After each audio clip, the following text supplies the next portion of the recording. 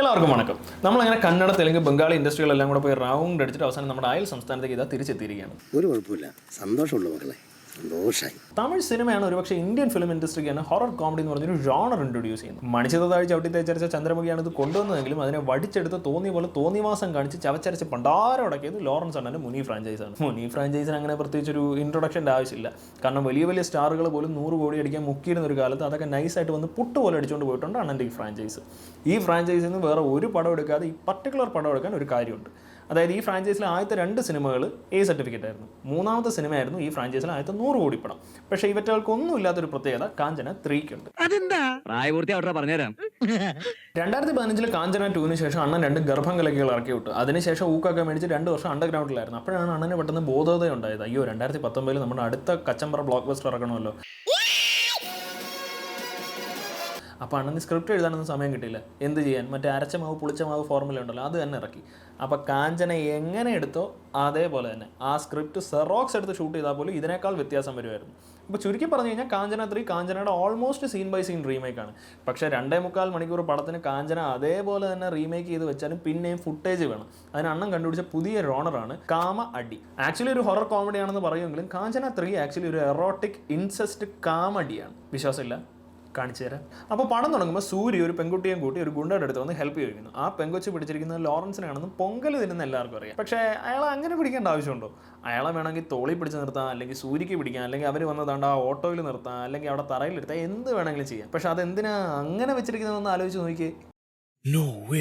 അപ്പോൾ കാഞ്ചന സീരീസ് കണ്ടിട്ടുള്ള എല്ലാവർക്കും അറിയാം, എല്ലാ സിനിമയിലും ഈ കാമപ്പയിൽ കഥ കേട്ട് പേടിക്കുന്ന ഒരു സീനുണ്ട്. അത് എന്തിനാണെന്ന് വെച്ചാൽ ആ കഥ കേട്ട് പേടിച്ചിട്ട് അവിടെ നിൽക്കുന്ന പെണ്ണുങ്ങളെ ഇടിപ്പിക്കാറാണ്.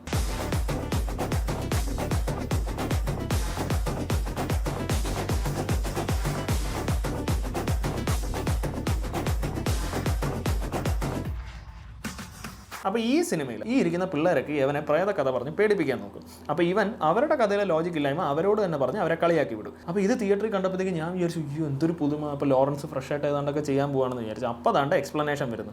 അവൻ കാതിൽ കുരു വെച്ച് അടച്ചിരിക്കുകയാണ്, അതുകൊണ്ട് അവൻ ഈ കഥയൊന്നും കേട്ടില്ല എന്ന്. അല്ല മച്ചി, ഈ കഥ കേൾക്കാതെ ഇവനെങ്ങനെ അവരുടെ കഥയിലെ ലോജിക്ക് ഇല്ലായ്മ അവരോട്. ഈ കഥയിൽ ലോജിക്ക് ചോദിക്കരുതെന്ന് പറഞ്ഞില്ലേ? ഞാൻ ചോദിച്ചാലോ അടിച്ച് നിന്റെ 34 പല്ലും താഴെ. അപ്പോൾ അവസാനം കാമപ്പയലിനെ പേടിപ്പിക്കാനായിട്ട് ഒരു പൂച്ചയെ കൊണ്ട് നിങ്ങളുടെ ദേഹത്തിടും. ദേഹത്ത് പൂച്ച വീണാൻ ഒരുമാതിരി പുൽവാമ അറ്റാക്കി നോടുന്നുള്ള ഈ ഓട്ടം ചെന്ന് അമ്മച്ചിയുടെ ഇടിപ്പിക്കാറാനാണ്. അതുകൊണ്ട് നിർത്തിയല്ലോ. അന്നിടാ ഭാഗ്യ കൊച്ചു കൊച്ചിനെങ്കിലും വെറുതെ വിട്ടല്ലോ. ഇവിടുന്ന് അങ്ങോട്ട് കുറച്ച് ക്രിയേറ്റീവ് ജീനിയസുകൾ കാണാം. കാഞ്ചന 2-ൽ കക്കൂസിൽ വാച്ചോനെ നിർത്തിയതിന് ശേഷം അണ്ണൻ അവതരിപ്പിക്കുന്ന ഫ്രഷ് ഐഡിയ ബെഡ് സൈഡിൽ കക്കൂസ്. ഇനി ഇത് കണ്ടിട്ട് നിങ്ങൾ ആരും അണ്ണനെ പൊഴുത്തില്ലെങ്കിൽ അണ്ണന് പുല്ലാണ്. അണ്ണന് സ്വയം പൊഴുത്താൻ അറിയാം.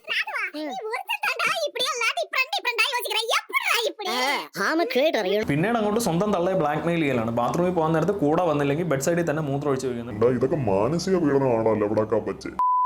ഇത് കഴിഞ്ഞിട്ടുള്ള സീൻ അണ്ണൻ ആർട്ടിസ്റ്റുകളോട് എക്സ്പ്ലെയിൻ ചെയ്യുന്നത് ഞാനൊന്ന് ആലോചിച്ച് നോക്കി. അത് മിക്കവാറും ഇങ്ങനെ തന്നെ ആയിരിക്കും. അതെ, ഞാൻ ഈ ബാത്റൂമിനകത്ത് കയറിയിട്ട് ഡോറ് തുറന്നിട്ട് മൂത്രം ഒഴിക്കാം, അപ്പോൾ നിങ്ങളെല്ലാവരും കൂടെ പുറത്ത് നിന്ന് ഡാൻസ് കളിക്കുക, എങ്ങനെയുണ്ട്? അപ്പോൾ ആർട്ടിസ്റ്റുകൾ പറഞ്ഞോളൂ, വാവ് സാർ, ഗംഭീര ഐഡിയ. നമ്മൾ ഈ മൂത്രമൊഴി ഡാൻസുകൾ ഇതിനു മുമ്പ് ചെയ്തിട്ടുണ്ടെങ്കിലും ഈ മൈനറായിട്ടുള്ള കൊച്ചിനെയൊക്കെ വെച്ചിട്ട് എല്ലാവരും കൂടെ ചേർന്ന് കുമ്മിയടി ഫ്രഷ് ആയിരിക്കും സാർ, അടിപൊളി, നമുക്ക് ചെയ്യാം.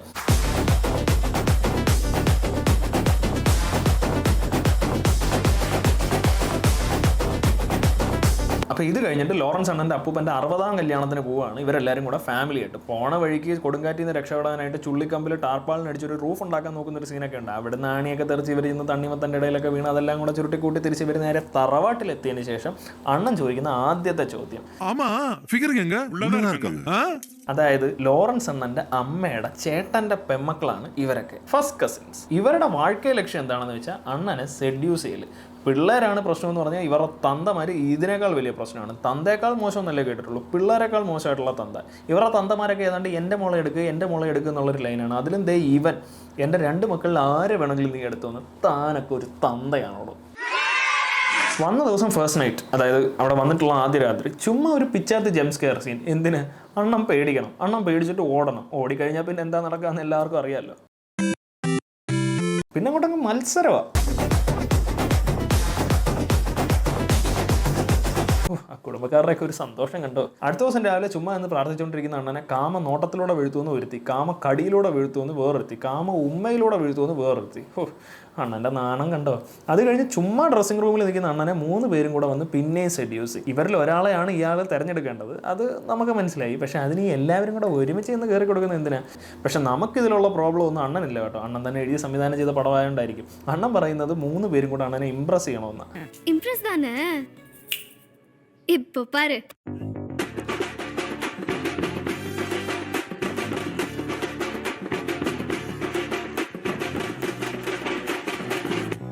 അല്ല സാർ, പടം തുടങ്ങിയിട്ട് 1 മണിക്കൂറായി. ഒരു ഹൊറർ സീൻ തരാൻ പറ്റുമോ? ആ ഹൊറർ സീൻ ആണ്. ആ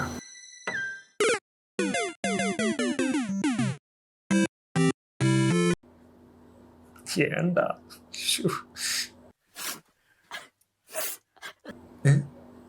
അല്ല, നിങ്ങൾ എന്തിനാ കരയുന്നേ? അവ മട്ടും ഏരി ഉക്കാந்துட்டு இருக்கா அதானே. அப்ப நாங்க ഓ ആയി ശരി. ചുമ്മാ നിൽക്കണ എന്തിനാ, ചെന്ന് കയറിക്കൂടെ.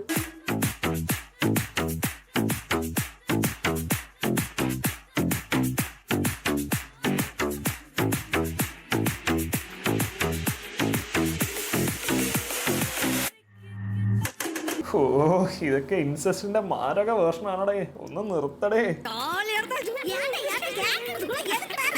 ഒന്ന് നിർത്തടേ. പോടുறது உனக்காக தானே. அப்படியா பாப்பா? உன்னை கெஞ்சு கேக்குறேன்டா, ഒന്ന് നിർത്തടാ.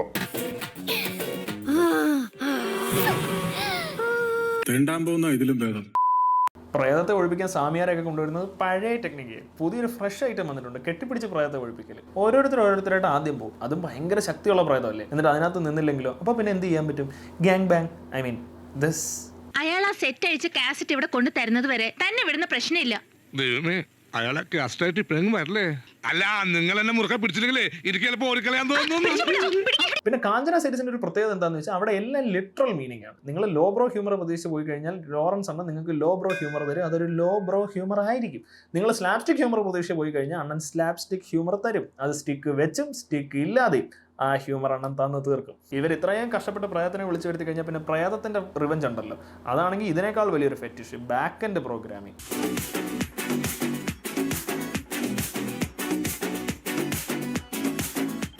ഒരു കഥാപാത്രം ചെയ്യുന്ന ഒരു കാര്യം അല്ലെങ്കിൽ 2 കാര്യം കാമനിബന്ധമാവുന്നത് നമുക്ക് മനസ്സിലാക്കാം, കാരണം അത് മനുഷ്യ സഹജമാണ്. പക്ഷെ ഒരു കഥാപാത്രം ഉണ്ണുന്നതും ഉടുക്കുന്നതും ശ്വസിക്കുന്നതും കളിക്കുന്നതും ഐ മീൻ കുളിക്കുന്നതും ഒക്കെ കാമത്തിലാണെങ്കിൽ അതൊരു രോഗലക്ഷണമാണ്. ചിന്തിക്കുക. 2019 ശേഷം 2023 ഈ ദുരന്തം നമ്മളെ ഒരിക്കൽ കൂടെ സ്ട്രൈക്ക് ചെയ്യേണ്ടായിരുന്നു. പക്ഷേ കോവിഡ് നമ്മളെ രക്ഷിച്ചു. Thank you Covid. അതുകൊണ്ട് ഇനി ഇങ്ങനൊന്നും നടക്കില്ല എന്ന് നമുക്ക് പ്രതീക്ഷിക്കാം. என்ன சார் படமா?